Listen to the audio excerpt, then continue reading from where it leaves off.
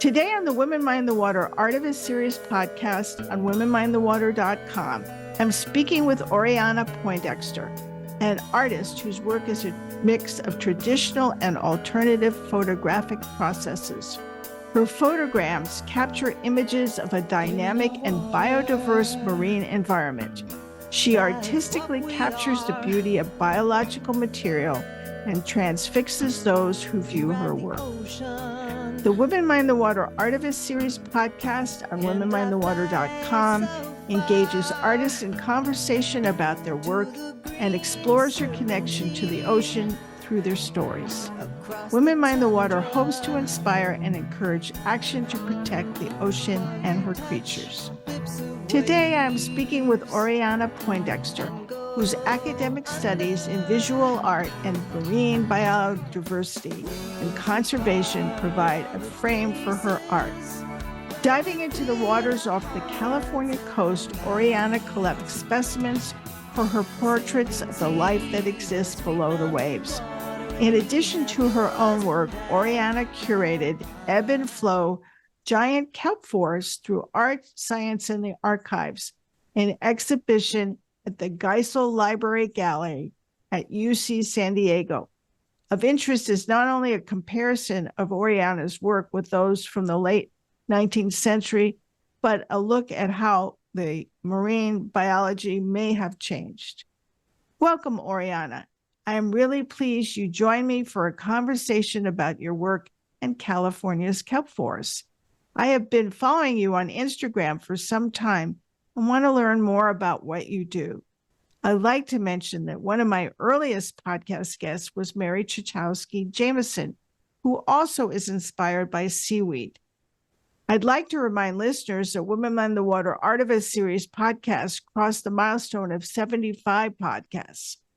Anyway, Mary's work, like Oriana's, is inspired by seaweed, where she collects along the Rhode Island shore. Oriana, how did you come to study visual arts?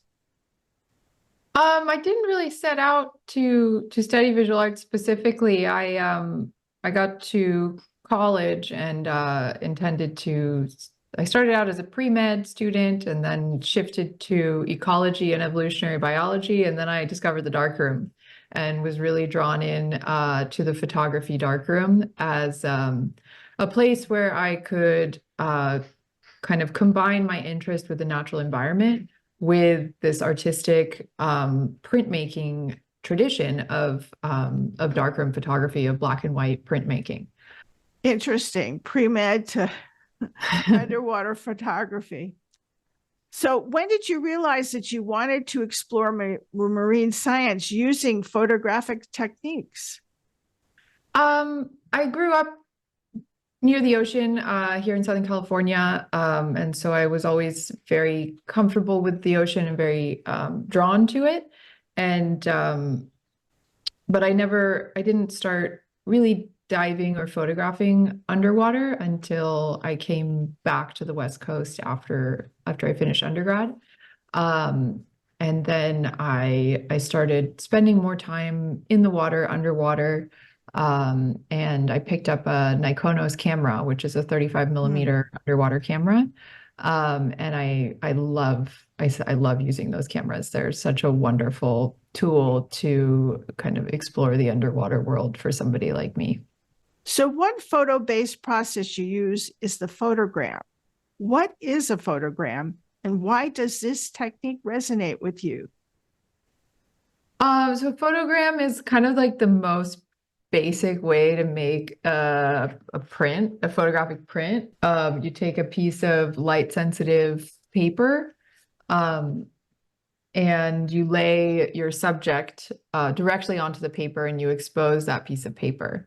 And that can either be done in a darkroom, in a traditional black and white darkroom using an enlarger, or outdoors in the sun, using the sun as your light source, which is the way that I generally make my work. I collect fresh seaweeds or other materials from the ocean and lay them in direct contact with this light sensitive paper and expose them in the sun to create the images.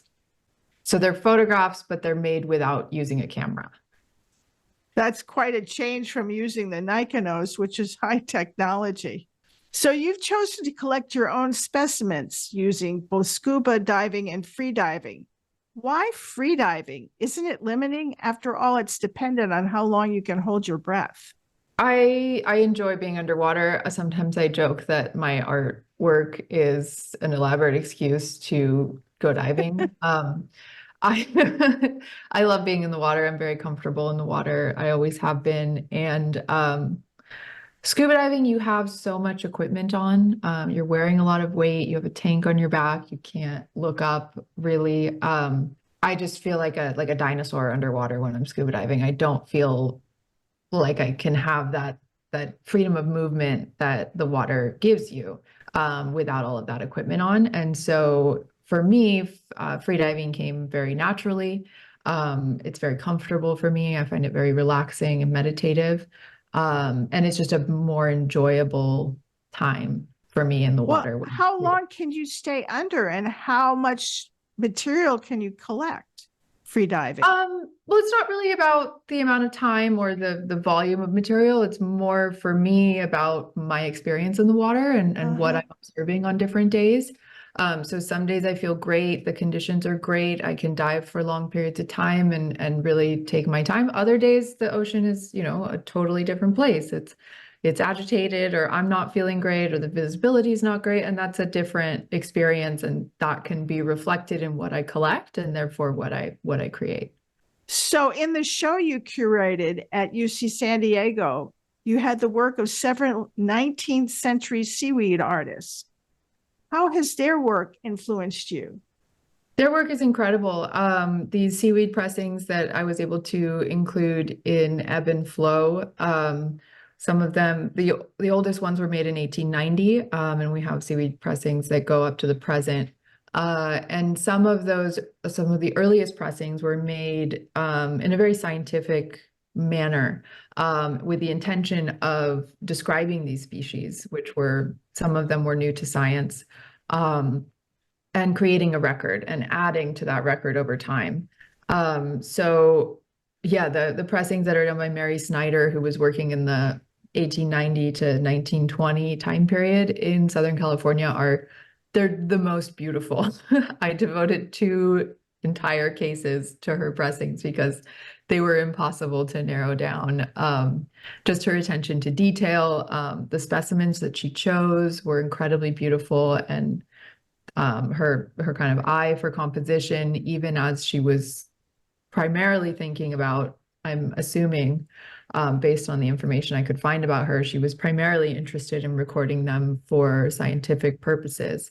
But the aesthetics are also just incredibly beautiful. As you look at the work from the 19th century artists, have you noticed changes in what they show and what has happened over the years to the kelp?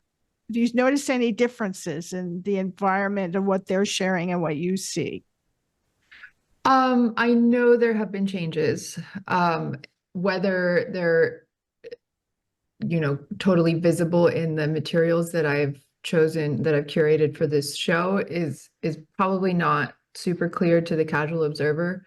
But there are specifically one species that I have in mind that I never find here in San Diego, and I would love to find it. It's called sea grapes, is the common name, but Botryocladia.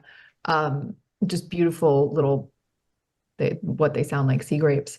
I know they're still here. I sometimes find little tiny bits washed up, but the pressing that Mary Snyder did in the 1890s of sea grapes is like massive and beautiful and fantastic, and I wish that I could find something like that. On a larger scale, yes, the kelp forests have declined here in San Diego, specifically over the past 10 years. Up until then, it seems that they were kind of ebbing and flowing, for lack of a better term, with the Pacific Decadal Oscillation, which is a large system-wide pattern that happens, and kind of sections of warm water and cold water over a long period of time. But in the past 10 years, there have been significant changes that the kelp forest has not recovered from. So, has your knowledge of the marine environment added a different dimension to your work? Yeah, I mean, my work is all kind of wrapped up in me just being really curious about what's underwater and using the tools that are at my disposal and that I enjoy using. So I love being underwater. I love looking very closely at what I find. And so these have sort of all combined into like different ways for me to learn about what's underwater. And so sometimes I go and I find stuff that is unfamiliar to me, and then I need to figure out what it is. And so I consult the people that know more than I do. And that's a way for me to kind of further my knowledge as well and open up that knowledge to the people that view my artwork and share that with them. You know, as you talk about it, that you love to be underwater and you love the experience, I feel like you're saying that your art is like taking us as your best friends and sharing with us. We're in your little bag, swimming along with you and seeing what you see. So, how have these changes influenced your art or your practice? I think they've made it kind of almost more relevant, more pressing for me to make this artwork and give it the context of the ecology. I like to think that what I'm doing is creating a record of what is there in a certain place at a certain time, right? And here where I live, I dive in the same areas over and over and over again. So I'm kind of building up this portrait of what lives here. And when I hope that can serve as a record going forwards, can add to the records that other people are keeping. So, have these changes influenced your art?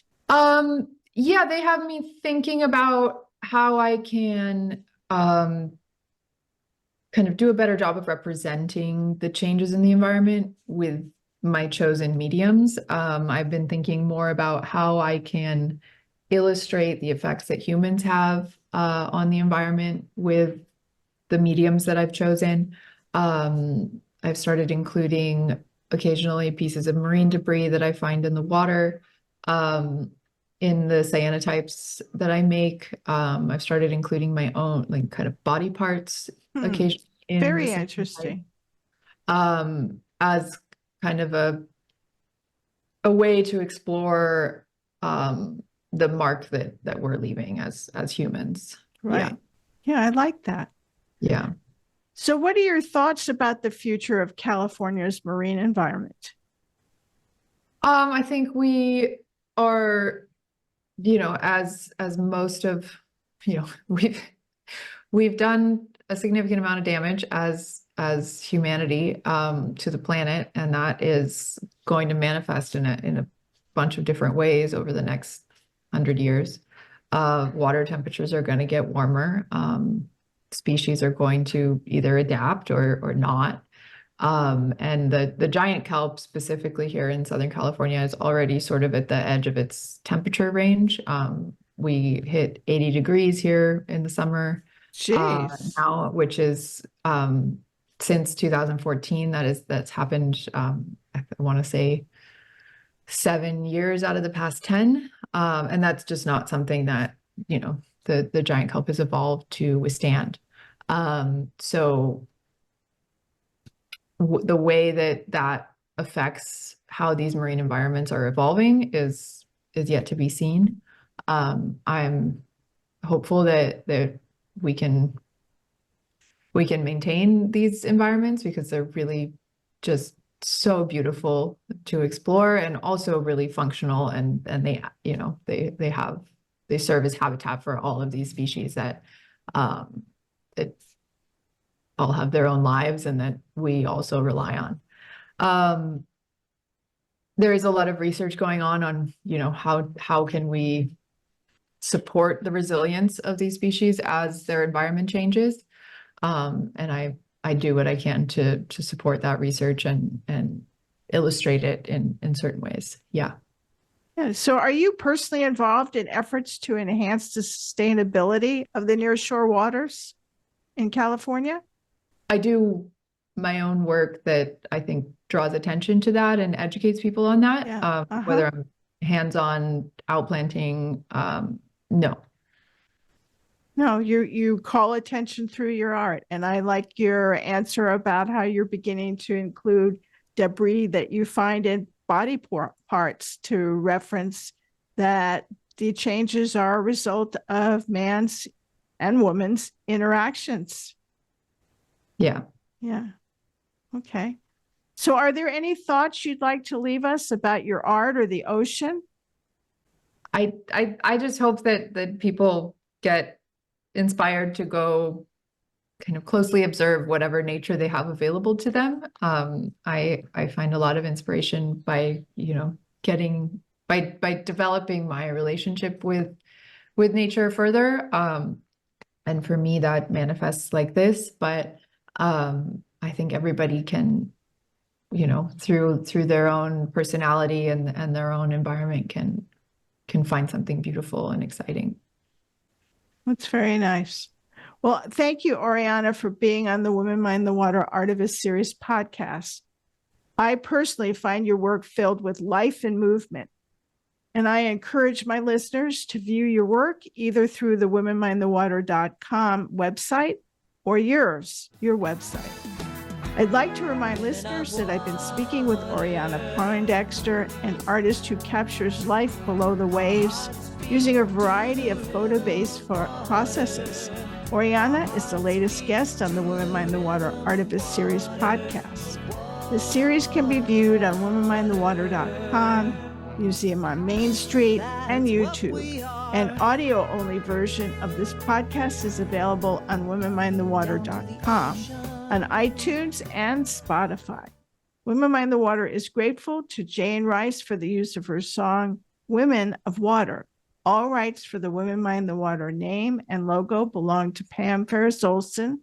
This is Pam Ferris-Olson.